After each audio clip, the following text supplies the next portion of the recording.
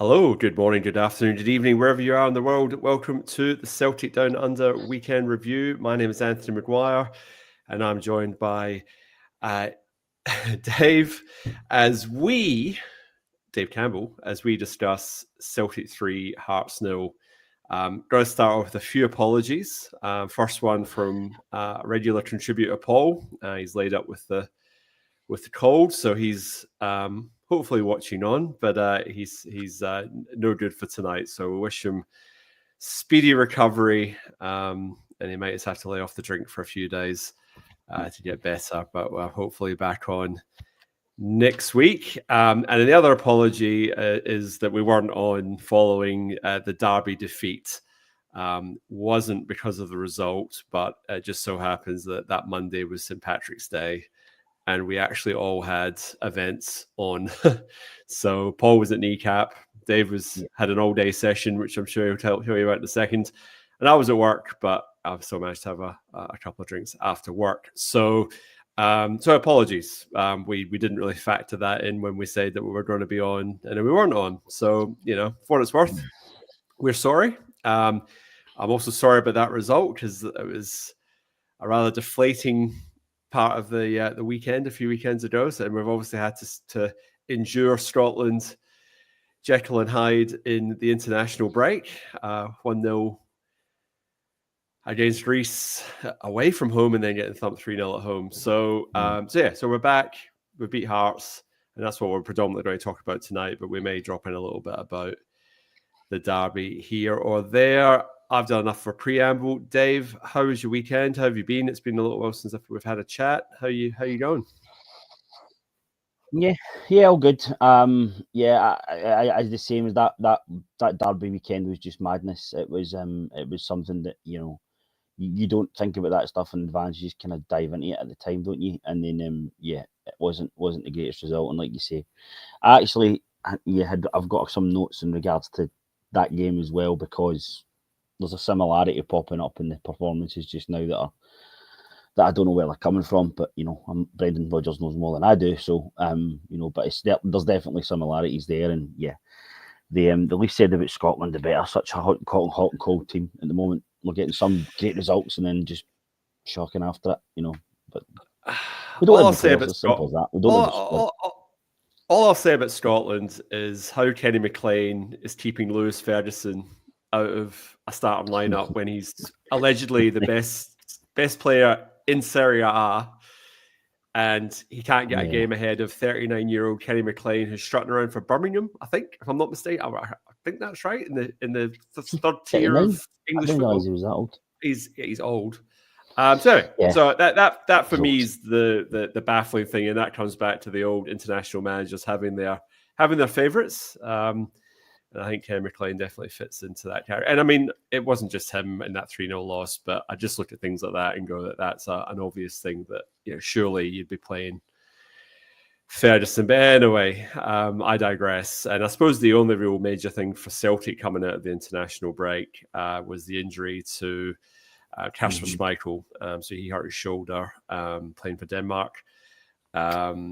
So still a little bit unclear as to the timeline around how long he's going to be out for. So that obviously forced the league debut of Sinisalo, who obviously will touch on his performance. That was the first change. And then the other change was Callum McGregor coming back in to the starting lineup following his injury, missing the derby. And he was missed in the derby. There's no two ways about it. And, I know he's been one of these lads that's probably coming for a bit of criticism from time to time this season, but I thought, overall, probably jumping the gun a little bit here, but he had a really good performance on Saturday night. So I think that, that shows that him not playing international football was a good thing for Celtic, but it's good to see him back firing and being fit again. So there were the two changes as far as I can recall from the lineup from a couple of weeks ago. I'm happy to be corrected on that, Dave, but I think that was it. I think the rest of the team was unchanged from memory. That was that. Yeah. And I'm happy that Mike Naroki stayed in the team. I thought that he didn't. The derby was a bit it was very much a game of two halves. In the second half, once we got the swing of the game, got the first goal, got the equaliser, I thought there was only one team going to win it. I really did. I do think we made mistakes. I don't think it was a great performance overall, but I think in the second half, I thought, yeah, if anybody's going to nick this, it's going to be us. But we made a mistake in the last 2 minutes of the game, and then it's just almost impossible to come back at that level. So, I don't think it was as big a disaster as people. It was a bad result and it's a bad performance, but we could have won it. It's one of those games that's went either way. Somebody mentioned in our group chat this season they've just been our bogey team, and one of my other mates has mentioned, listen, their cup finals are against us now. They're not getting to cup finals because we're so dominant. So they have to find a way of giving their fans something to cheer about. And random victories that mean precisely nothing over the course of a league season is all they have.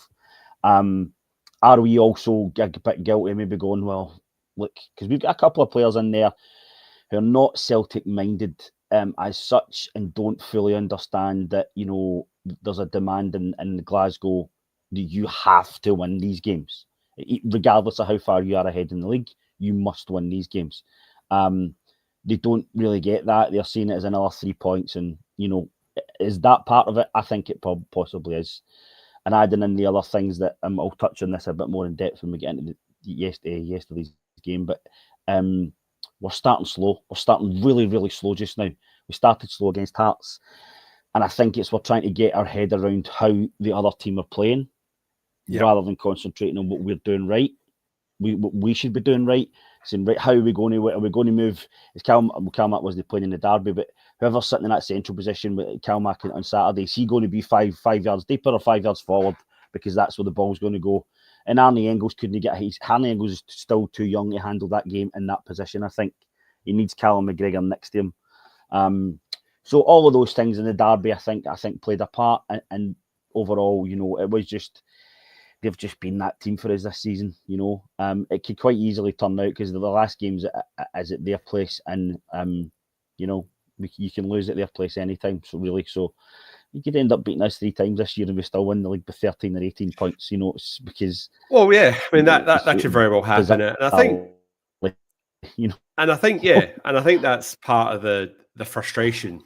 Is that we've been head and shoulders above them in the league, and you know they're knocked out of both cups. We beat them in the League Cup, but part of it is it's the fact that we've had poor performances a number of games against them in a row. Because even in the cup final, we weren't great. We won, but you know with the beat as Ibrox, we got beat at home. It's just like I said, it's one of those things, and like you say, in the grand scheme of things, it means nothing because like the 13 points clear, what does it matter? But it's just, you know, you want to beat them, and you just want that just to say, look, we are so far better than you. Like with thump cheese, we're 16. We had made 16 points clear in the league. You know, it just would have been a statement, and unfortunately, we just didn't quite make that statement. And yes. Poor first half, better second half. But we'll draw a line under that for now. We can come back to bits and pieces as we go on. But I think heavy vibes here, just making a bit of a point. It took 8 minutes to cross the halfway line. And I think that talks to your point there, Dave, about slow starts. So, you know, Sinisalo was called into action in the first 10 minutes. A real solid stop from a corner. And then he had another save to make before we... So I'll break up the part with our first chance and make it 1-0 on about the 15th minute mark.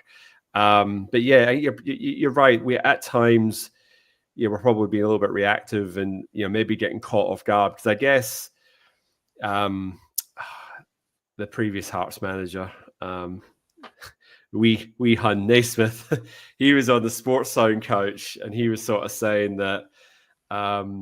There's only 2 ways to play Celtic. You either go to Celtic Park and you park the bus and you hope that you get a chance and you can keep it tight for 90 minutes, or you set up and have a go. And you have to say in the first half, Hearts had a go. They had 3 up front. They pressed us, and probably for that first 10, 15 minutes, it took us that long maybe just to adjust. But you kind of have to feel that once we broke that line, and there was a warning sign just before we scored the first goal, that once we break that press, they were wide open at the back, and that's that risk reward situation. Like as a manager, like they're saying, I'm going, well, we're going to have a chat, going to have a chance. So it's sort of like, you got to take the good with the bad, but. Was there anything from that first 15 minutes defensively that you noticed that we were, was there any sort of criticisms that you could lay at any of the players? I think someone was saying that Sinisalo put a couple of balls at the park, but I think the conditions also didn't suit itself to our usual style of play.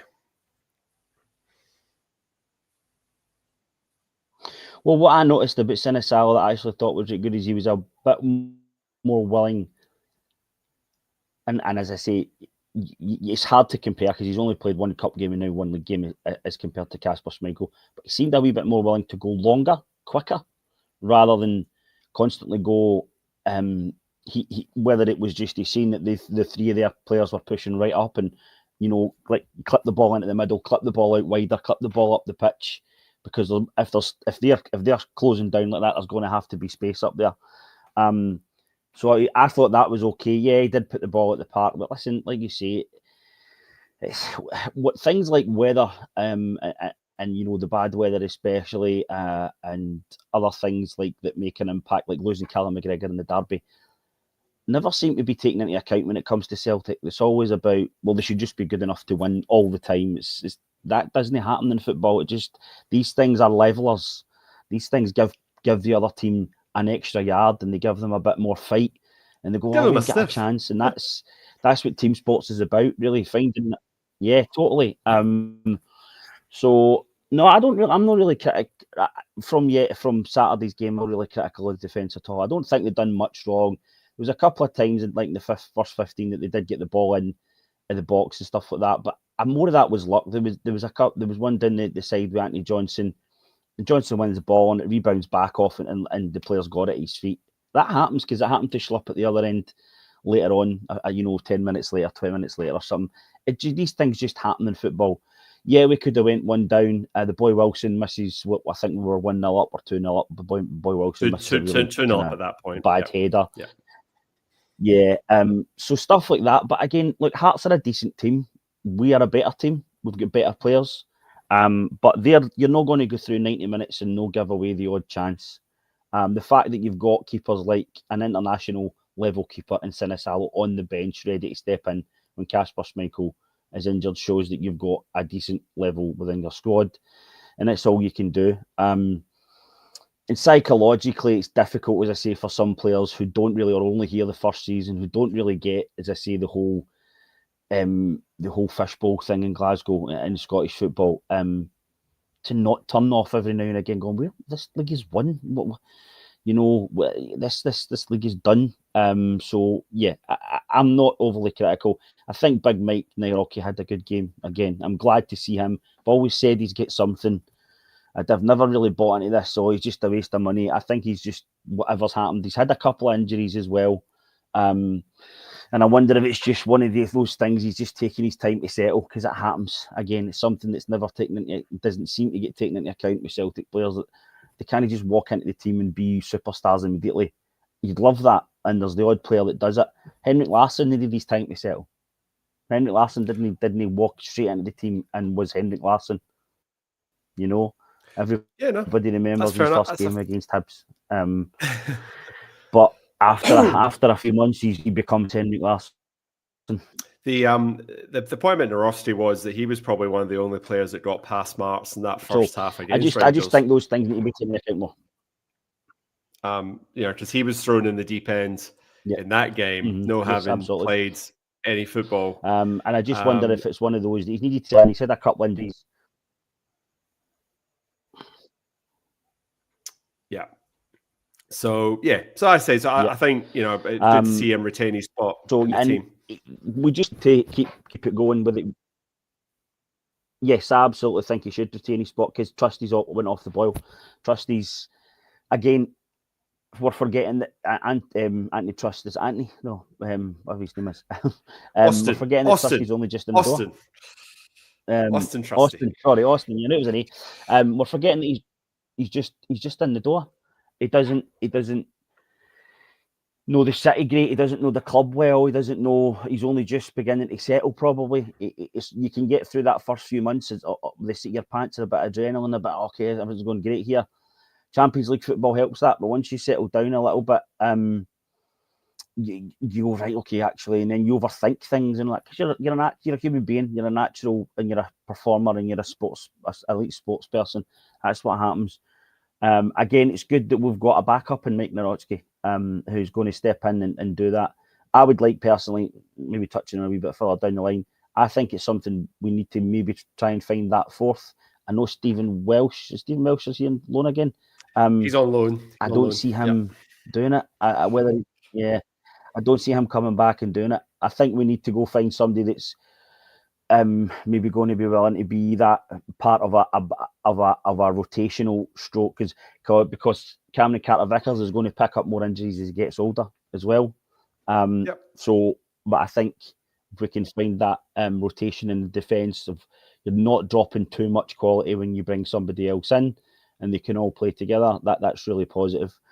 But yeah, if a team. I was just trying to say, Dave, the other centre half that's on loan at the moment's Lader Bielka. So he probably needs to move on as well. And by all accounts, he's having a great season where he is. So he's picking up Man of the Match awards and getting Sweden caps as well. So it's crazy that they don't even get a look in at Celtic, but then obviously they're still finding a way in the loan stints. But you've got to clear the decks if you want to bring someone else in. But I think Welsh and Lader Bielka could potentially be on the way. Nawrocki obviously hasn't really floated Brendan Rodgers' boat, but he's got this opportunity now with injuries that have happened. Stales, Trusty, this is his opportunity. So if he's ever going to stake a claim for a spot in the squads, this is it. And like I said, I thought he didn't really put a foot wrong against Rangers, really. And obviously, I didn't see the whole game, unfortunately, as Hearts on the weekend. But, the second half, Hearts just sat in and didn't really attack us anyway. So as a defender, there's not really much you can do in that situation anyway. You're basically just recycling possession. But I just wanted to bring this point up from Maesh, always with the statistics that are very interesting. But he's saying we've been slow starters since Ange's second season. And that's due to the evolution of opposition tactics blocking us. But the danger time for the opposition is between 25 to 45 minutes. So that is interesting. So, there might be some statistics that back the fact that that's when we store the bulk of our goals. And if we store in that window, that's probably a good sign that we're on our way to 3 points or progressing in a cup. Heavy vibes here. He's saying that Wiseman once. Sorry, go. It also backs up a point I've been trying to make for a few weeks, that Brendan Rodgers and Ange before him, it's not just Brendan Rodgers.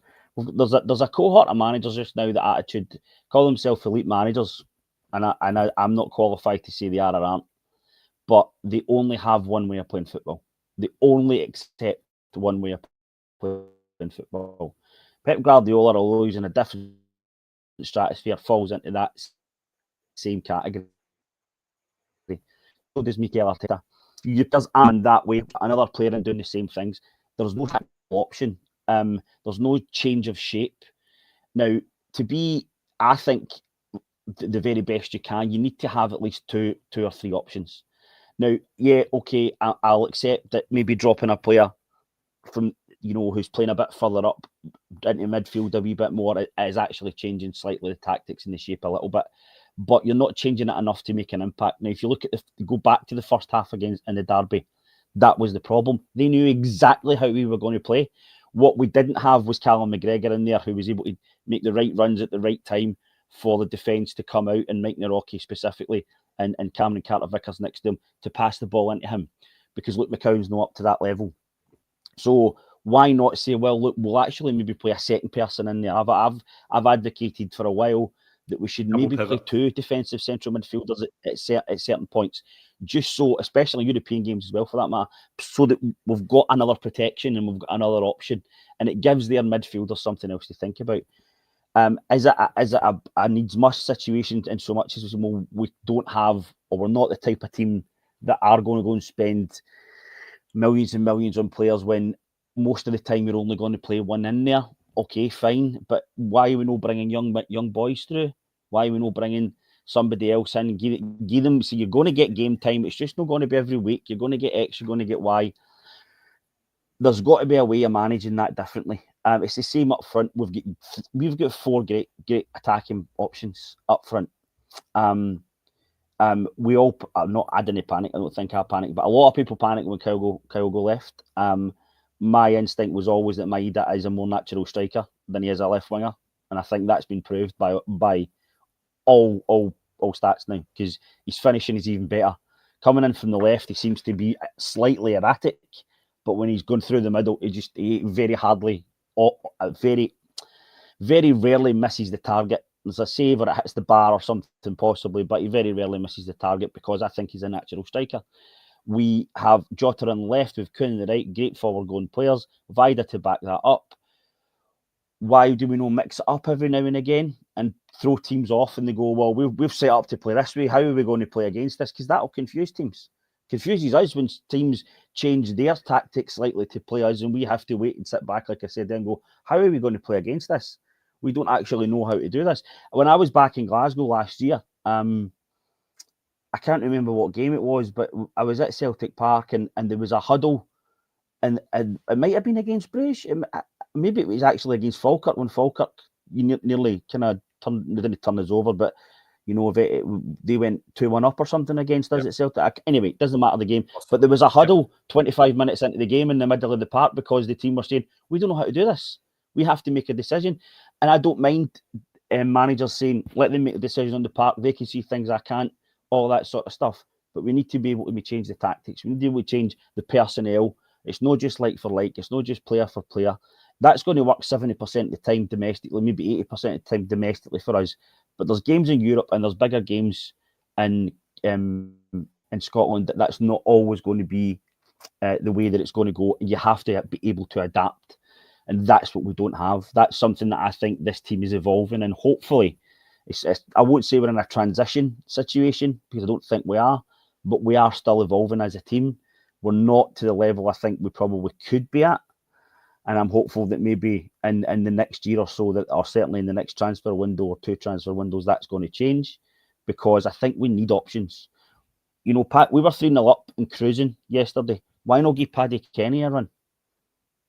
Why not take Maeda off? I suppose the argument there is that obviously we wanted to get Bernardo and Forrest on because they were coming back from injury as well. So I guess you've got to bleed players back in, and I mean that's a fair point, I guess. But I think at that point Hearts had obviously can't park the bus, and it was just like I said, it was more of a possession exercise than anything else in that second half. But we haven't really talked about the first half yet. We've talked about everything else. I'm going to bring some comments in, Dave, and then I'm going to have a wee chat, and then I'm going to throw it back to you in a sec. So just hang in there. So we've just got Heavy Vibes saying Cal Mack doing his thing. And I think that talks to your point, Dave, about on-field decision-making. So Engels, that game at 6 probably just came a bit too early for him against the Huns, because he was showing signs he could play that position, but I think the responsibility just maybe just didn't quite pan out for him on that day. But I think Cal McGregor has that ability to adapt and adjust the team and just adjust his position.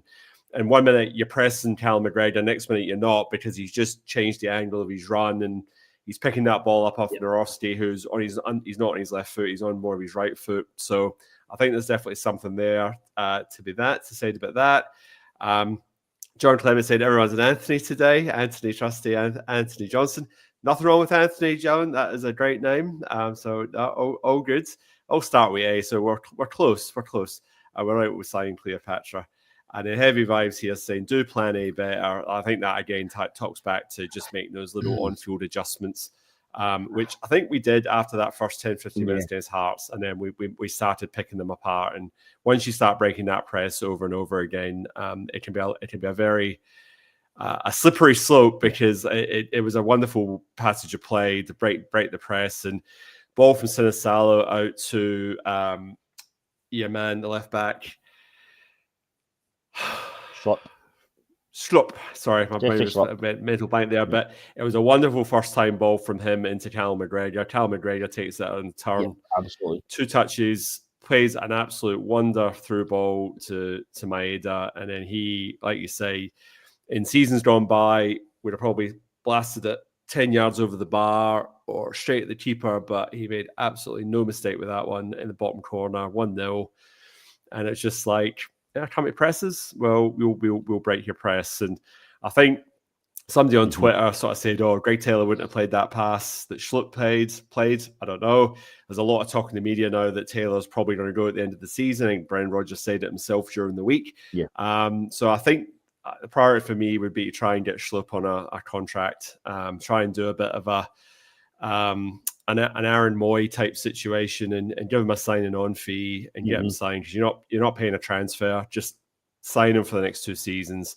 Him and Tierney can sort of occupy that left-sided role. But I just thought that passage of play was just Celtic when it's clicking. And again, this was the frustration against Rangers, was that when it clicked, we made it look so easy.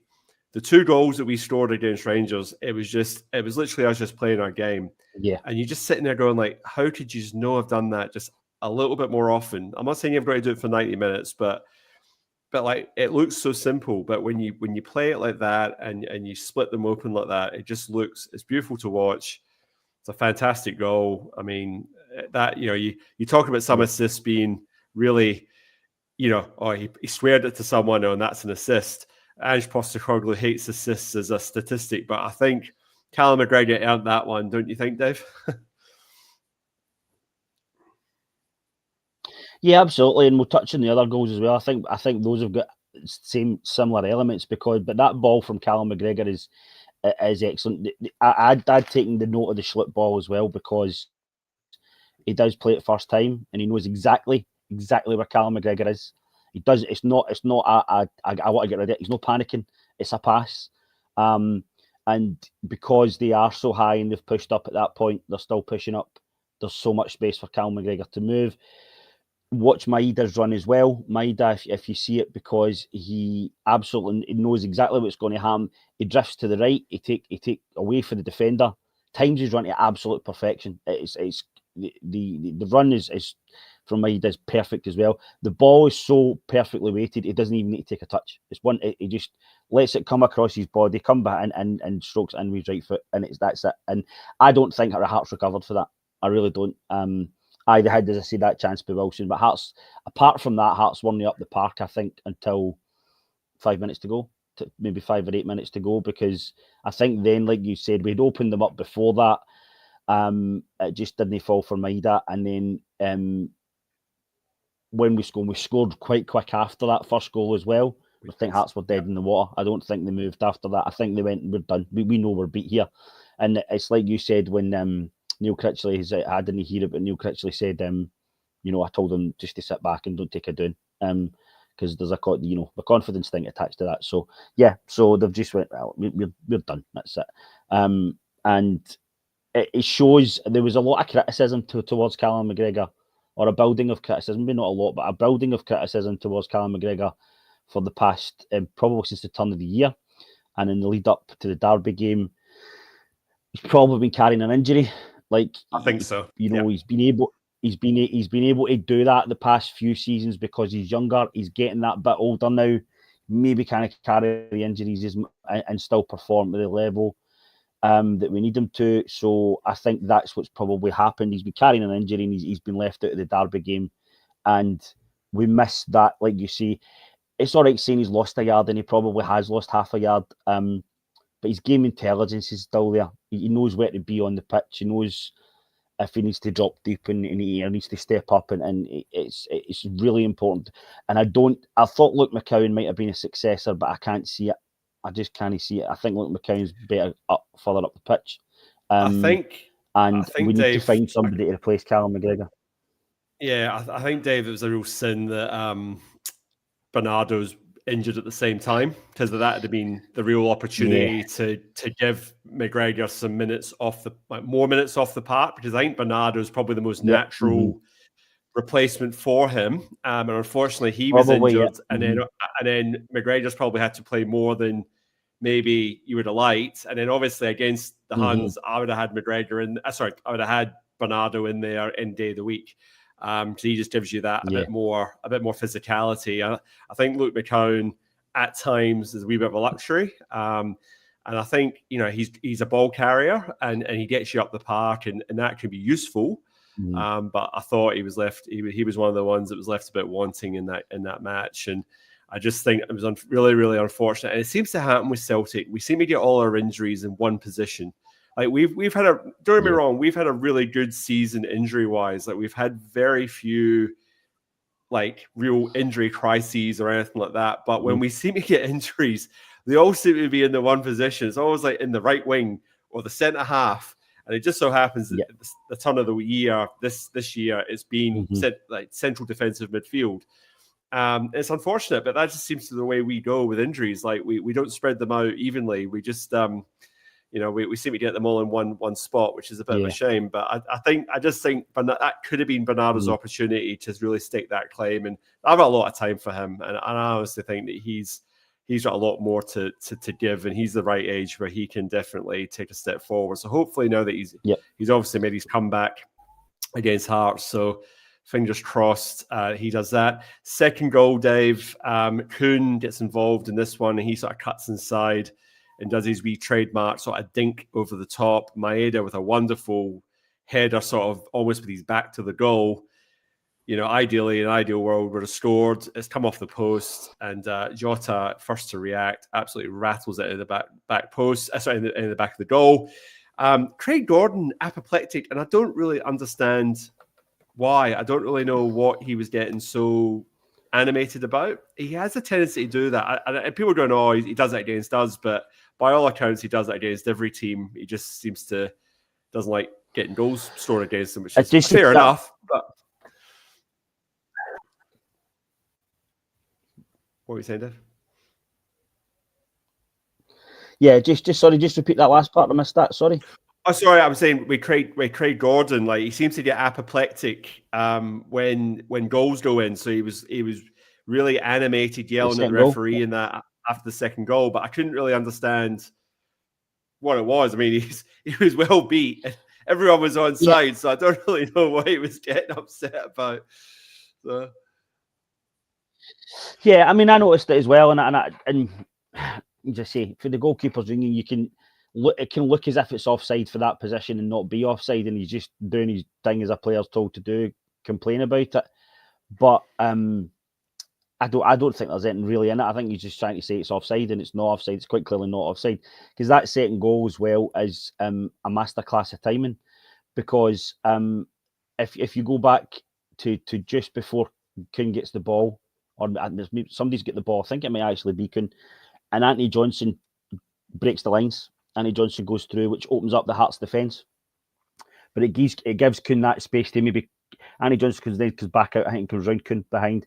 Kuhn then cuts in, and the timing and of the pass and the weight of the pass to Maeda and his timing for the header is superb.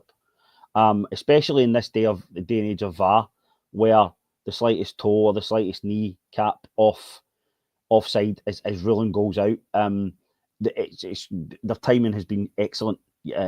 Was excellent on Saturday, and again that goal kills the game stone dead. I think the first goal really kills it, but the second goal so quick, and that's it. Hearts just went, we're absolutely beaten here. There's nothing. There's no way back from this.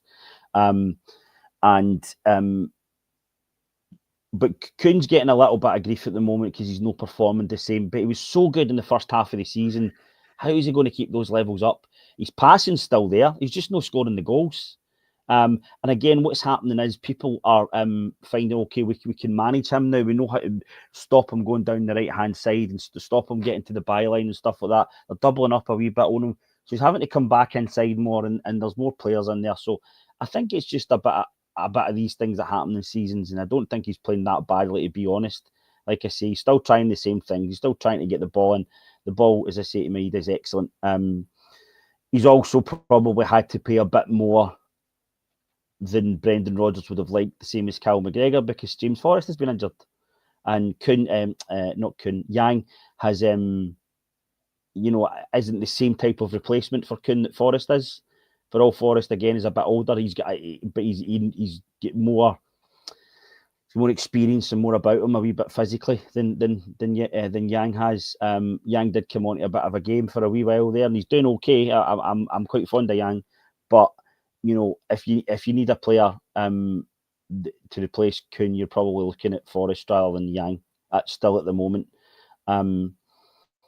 Because Yang still, I think next season we're going to see the best of Yang, or the best we have seen so far. But so Kuhn's probably just had a bit more minutes in his legs than Brendan Rodgers would have liked, because we had quite a solid European games as well. We played 5-6 games in Europe, and that takes its toll physically on players. You get to this age, it's this part of the season, and they're beginning to feel leggy. They're beginning to feel the tiredness. The adrenaline's going to get them through and stuff like that. But if you've not got the player to step in into that right position, that's maybe what we've had to do. Squad thought was. So things like that have all played a part, I think, in some of the players, including. But he's still there. He's still doing the business when we're getting the passes and getting the ball to him. It's just been that tough time for him, like it's been for everybody. Yeah, no, fair point, Dave. Sorry, your internet's just a wee bit slow sometimes, so we're just cutting out a little bit near the end there, but that's okay. I was bringing some more of the comments. Dropped out there, so I'll just keep okay. talking. No, you're and okay. Then the third goal comes up. All right, yeah. Yeah, sorry. no, I was just ready to bring a couple of comments in, but we'll come back. We'll come to the third goal in a second. So Craig Gordon looking for a job in the BBC when he retires, probably. Well, he ticks the box. Celtic Hearts player, Scotland international. He's probably a shoe-in for the BBC. What else have we got? Maesh was making some comments saying that McCowan apparently is our best performing mid at 0.79 assists and goals per 90 minutes. I think that's going to be weighed up against the fact that he's generally coming on against tired teams.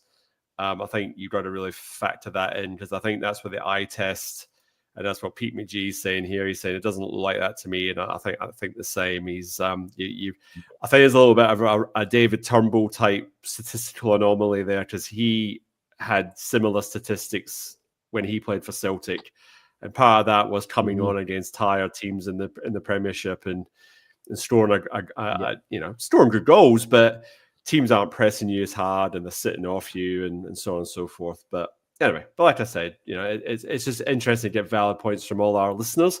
Love Luke's energy, but mostly comes on a sub when others getting tired, is what I just said. So yeah, so it's interesting. And Amesh, again, just talking about back to Celtic versus Rangers, we need to counter press hard in midfield, turn the game into a cage fight, and get on top the second half as space opens up, which I think, in fairness, is kind of what we did.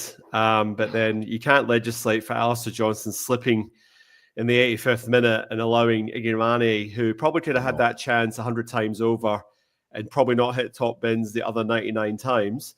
And then even right at the death, Alistair Johnson had a chance to score a winner, an equaliser, and he totally missed it. And it's just like, well, that just kind of summed up the day. And sometimes it's your day, sometimes you're not. But unfortunately, that was not our day. I digress. Third goal. So this time, Kuhn gets to the byline, does actually do what a right winger can do and get to the byline. Perfectly weighted ball across. And I think the key thing here is, we haven't really talked about him tonight, is Rio Itate. It was his sliding tackle that gets the ball out to Kuhn. And yeah, like I say, well-weighted cross where Maeda had the easiest of tap-ins. So that gets his brace. So that's Maeda now up to 30 goals for the season. He's scored in his last 7 games. I think it's 9 in the last 7. So all the talk now is, can he get to 40 goals before the end of the season? I think there's theoretically 9 games to go if we make the cup final. Dave, put you in the hot seat. Do you think he can score 40 goals and get into the thing? I don't see why not. I think it's feasible for him. the thing is with that is we're going to come up against the top 6 teams in the last 5 games of the season. There's not as many goals in those games, stuff like that. So, but then like you add in the St Johnstone semi-final, you would imagine we're going to be heavy favourites for that, and we would likely get through to the final and then a cup final. So, I think it's doable for him. But again, are we expecting a bit too much? Because that's him probably scoring a goal per game for the last. You've seen he scored 9 and 7. He's probably scoring another goal per game the rest of the season. Almost. That would be a phenomenal return in 18 games or 16 games or whatever that is. That would be outrageous.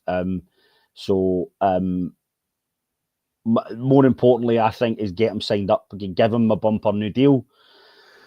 Make sure that we're protected. I know he's got a deal for another 2 years. I don't know roughly what his wage on. I would imagine he's probably not yet in the high bracket earner at Celtic Park. I would be willing. I'm not one that says Celtic should be paying regularly 60, 70 grand a week. I don't think we should be. However, I do think every now and again we have to just say, look, we're going to take somebody into a different bracket. And I think, because I think Dyson Maeda is going to have suitors, and I think he's 27. It depends on the individual, obviously. I mean, Kyogo wanted his big move. Kyogo wanted his big money. That's fine. It's up to him. I'm not criticising that. So you might just look at him and say, like, I'm happy here. You know, I'm no skint. He seems like a quiet family boy to me. He doesn't seem as if he's wanting the big moves and the big money. He just wants to maybe settle down. But you never know. You don't know who's talking in his ear. So that, and somebody in that Premiership, I think, would absolutely throw mega bucks at Celtic to see if they could get him, because I think he would rip a lot of that up. I think he's got pace that a lot of players have got pace down there, but he seems to have a bit more about him. And I think in somewhere like the Premiership, and I think Spain, he would score goals for fun. I really do. So somebody might be willing to make a stupid bid, but it's going to be up to the player at the end of the day. I think the difference between Kyogo and Maeda is Maeda has a young family, and I think he is quite settled in Glasgow. Yeah. So you're kind of hoping that the whole I don't want to uproot my family and move them somewhere else might play into it. And if Celtic are willing to offer him a bumper deal and say, well, you're now equally the best paid player at Celtic Park, then you got to feel appreciated by that. And then, like you say, you can't legislate for the stupid offers. So I mean, if somebody comes in with absolute insane money, you can't do anything about that. At the end of the day, we're a selling club, but I think Celtic should push the boat out as far as reasonably possible to at least secure the asset and say, all right, we'll extend. He's here at 2027, so you want to extend it by another 2 years. That'll take him to 31, and then you sort of say, well, at 31, then it's like, well, see where he's at. So if he loses a bit of pace, then you say, well, all right, whatever. But I think definitely offer him another 2 years on top of what he's got and bump it up, and he's earned it. Definitely. And and we were all sort of sitting there going, well, Kyogo's off. Where's our new centre forward? And it just so happens he was playing left wing the whole time. So like he's really grabbed the bull by the horns, and he's been the player that he's had a strong first half of the season as well. Yeah, because people are forgetting that a lot of his goals came in the first half of the season. He's not just started scoring goals. He was scoring goals from left wing. The kind of thing that gets me the whole thing with when Kyogo left is Brendan Rodgers must have known that Maeda could play in there, because he put him in there immediately. It wasn't, I'll try him and I'll see and we'll do this and we'll do that. It was immediate. He's getting in there. End of discussion. Brendan Rodgers, I like Brendan. He's the best level of manager we're going to get at the moment, but he knows how to play the game and he knows how to blame everybody else for problems. And he made it. He kind of done the whole, we tried, we just couldn't get it, but we need it. But by the way, we've still got some. Are you telling me that if we'd have pushed the 15 million for Matthijs Quistgaarden, that Maeda's not a better player than him? Because I would say Maeda's a better player than him. I would say Dyson Maeda settled at the club is a better option than any new striker coming in January. And if we've paid 15 million for somebody that's not going to get in the team for 3 months, what's the point? Wait till the summer and bed him in early. If it's him, I'm just using him as an example. But I think Brendan Rodgers knew it, and he was just trying to keep it on just in case this doesn't work. It's no my fault, type of thing. And it was always going to work, I think, because to me it looks like his natural position. He plays centre forward. He plays centre forward for Japan. 5 years. He's a striker. Exactly. And we were playing in the left wing. But yeah, I mean, so and he just his instincts of where to be in the box, his instincts of where to run, where to move, how to move, when to move, whether he's.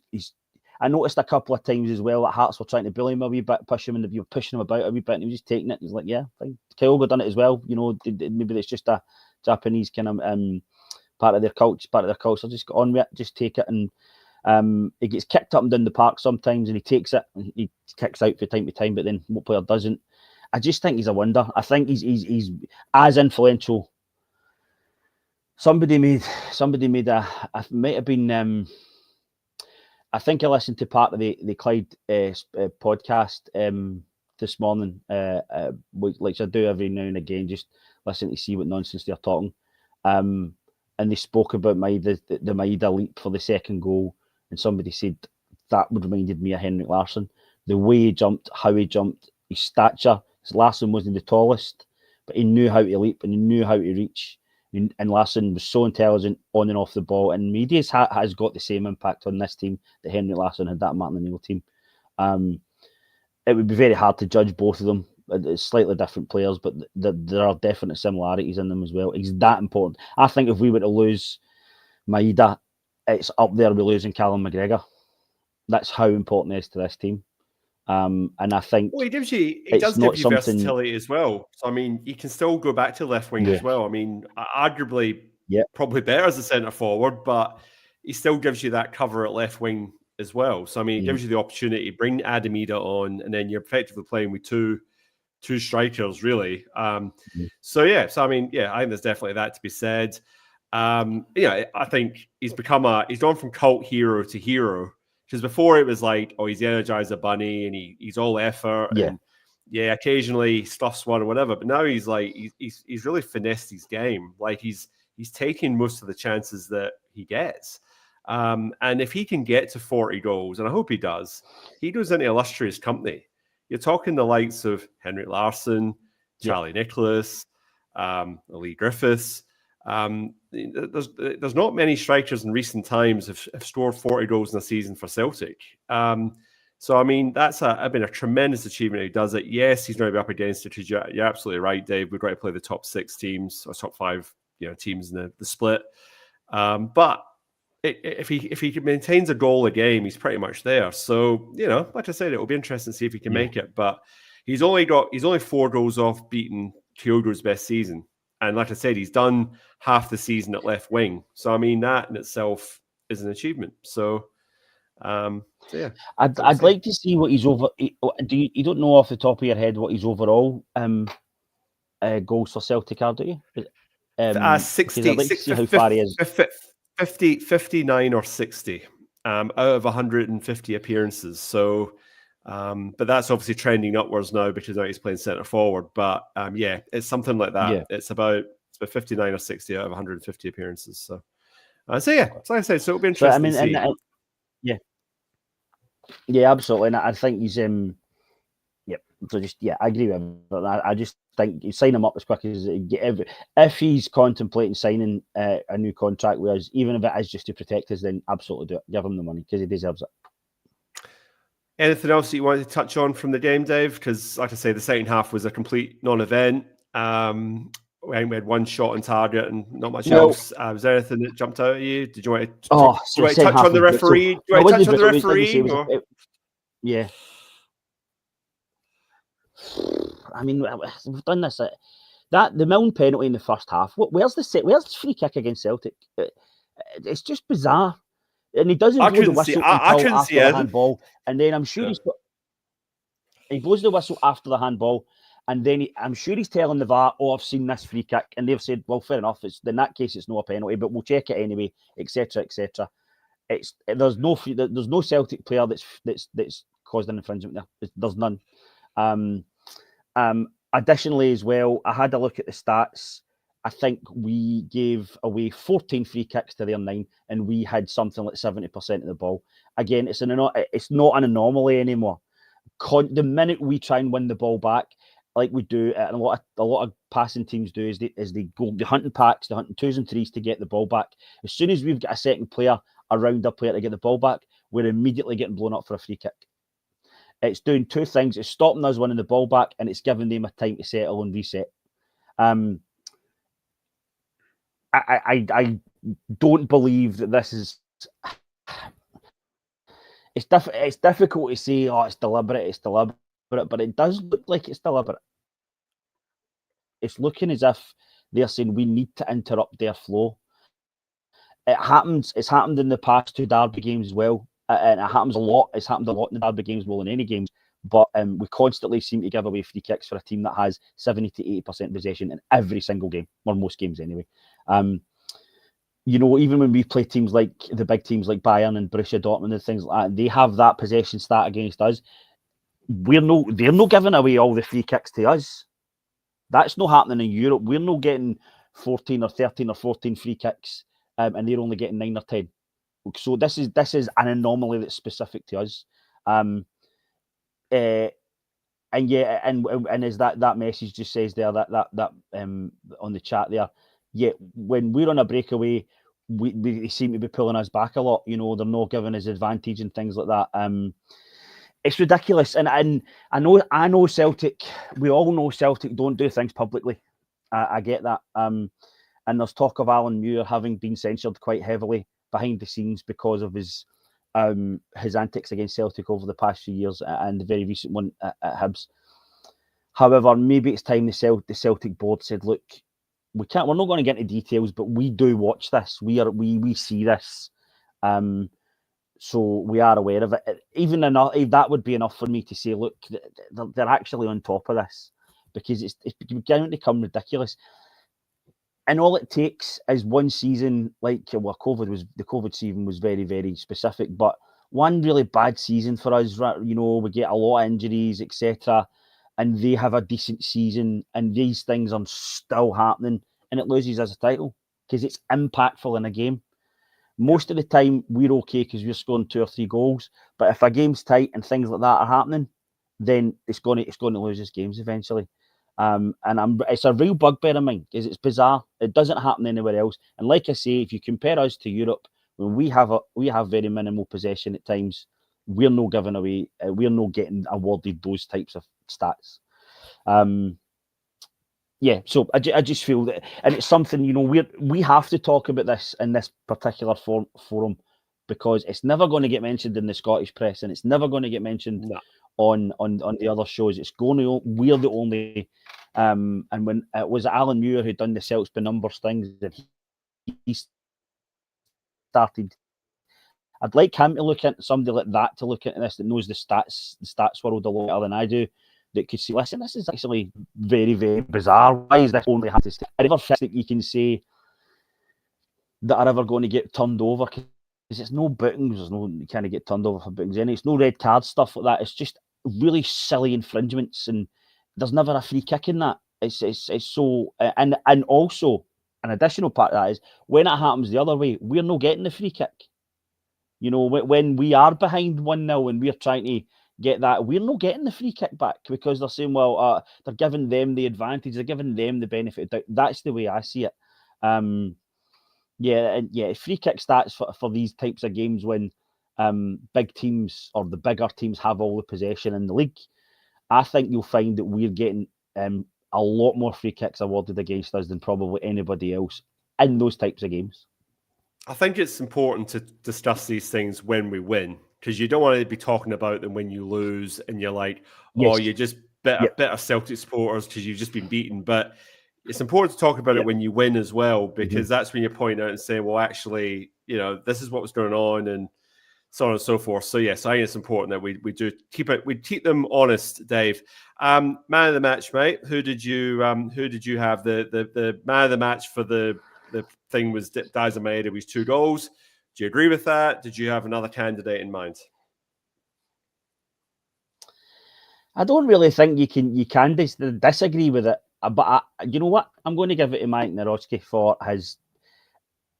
He's not going to get man of the match for the result against the Huns. However, I think given that he's just stepped back into the team, he's been out for such a long time. That's 2 games he's no put a foot wrong. Really, it's no wasn't he? He wasn't at fault for any of the goals against the Huns.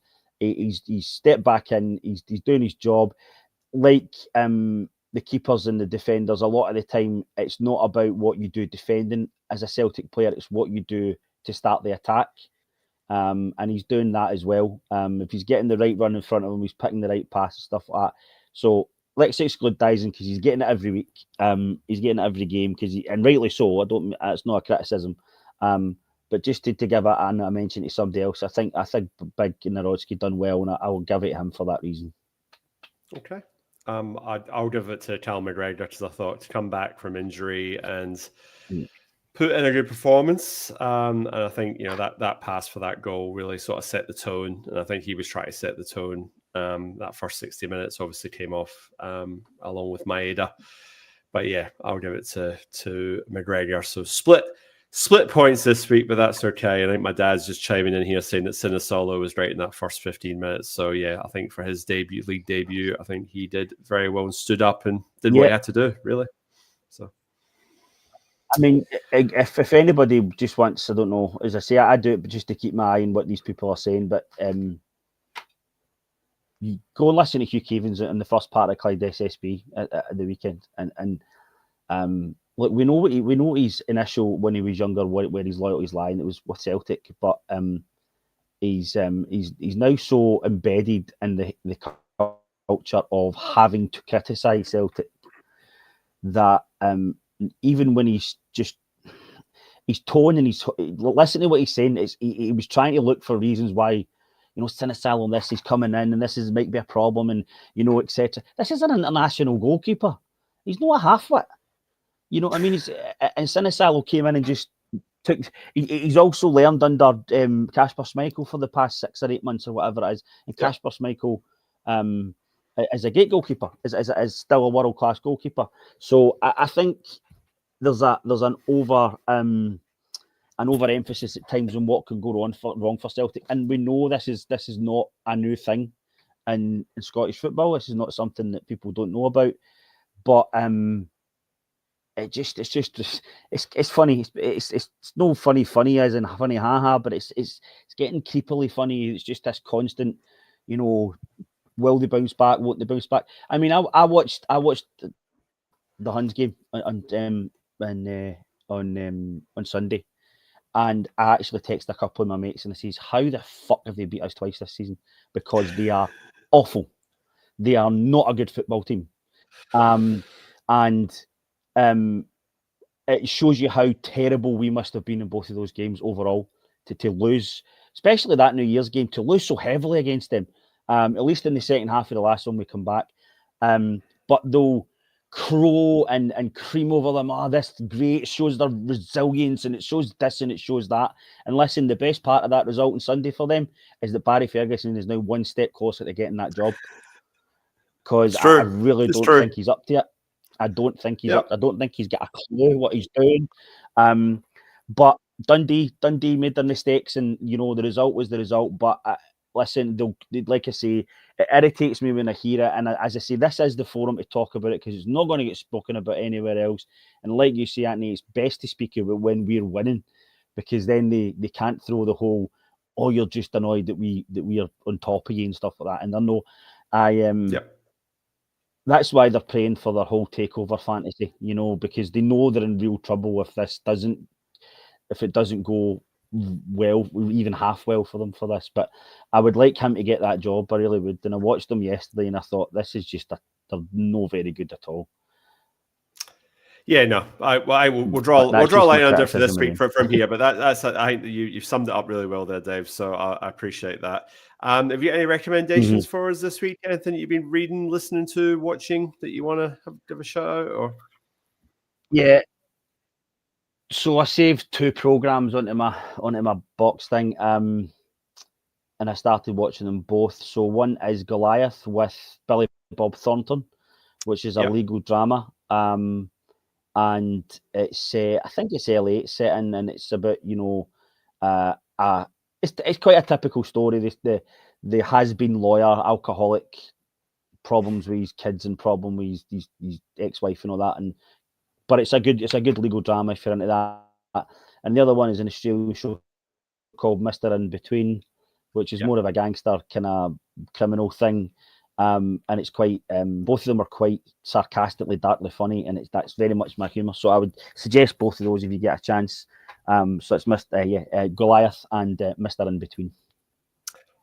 Thank you. I've started watching Daredevil Born Again, so it's a bit of a soft reboot from the Netflix series. So Charlie Cox playing the titular Marvel superhero, blind, but he can see because he's got really good hearing and all these other senses. And he's a lawyer by day and a vigilante by night.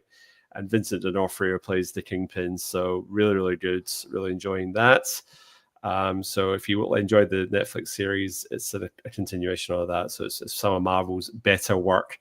It's been a little bit hit and miss from them recently. Thank you very much for everyone joining us. I know we're an hour out from where we normally are because the clocks have changed. So I apologize if that wasn't very clear, but this will be the time slot from now till the end of the season because Perth doesn't have daylight saving. So we stay the same time all year round.